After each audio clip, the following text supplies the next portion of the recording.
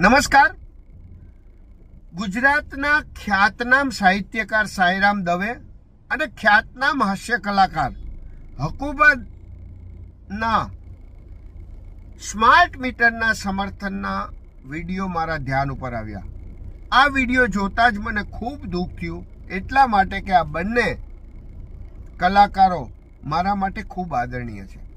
આ બંને કલાકારોએ પોતાના મિત્ર સાહિત્યકાર PGVCLના સુરેન્દ્રનગરના એન્જિનિયર રાજેન્દ્રભાઈ ગઢવીએ સ્માર્ટ મીટર માટે બનાવેલા ગીતના પ્રમોશન માટે બનાવ્યું છે એ હું જાણું છું.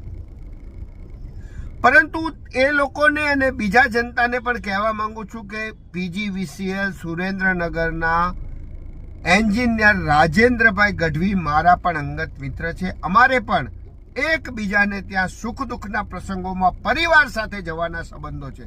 આમ છતાં હું સ્માર્ટ મીટરનો વિરોધ કરું છું.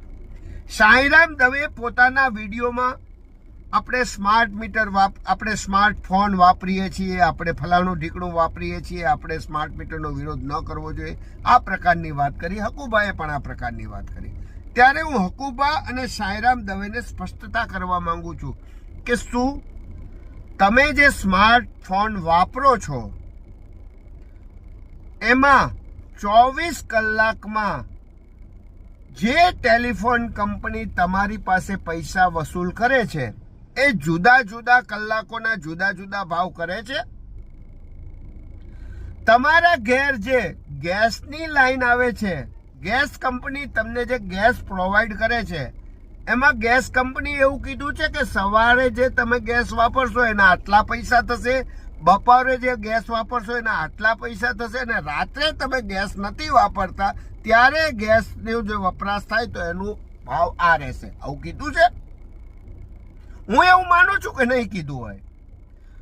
તો તમે જે આ સ્માર્ટ મીટરનું સમર્થન કરો છો એ સ્માર્ટ મીટર દ્વારા વીજ કંપની તમારી પર એવી ફરજ પાડવાનું છે કે સવારે તમે જે વીજ યુનિટ વાપરા એ વીજ યુનિટના ભાવ આ કે જે અમે નક્કી કરીએ, બપોરે તમે જે વીજ યુનિટ વાપરા એના વીજ ભાવ આ કે જે વીજ કંપની નક્કી કરે, અને રાત્રિના સમયે જે તમે શયનખંડમાં એસી ચાલુ રાખી સૂતા છો ત્યારે તમે જે વીજ વપરાશ કરો એનો વીજ યુનિટનો ભાવ આ, એવું નક્કી કરવા માટે આ સ્માર્ટ મીટર તમારા ઘેર લગાડી દેવામાં આવે છે.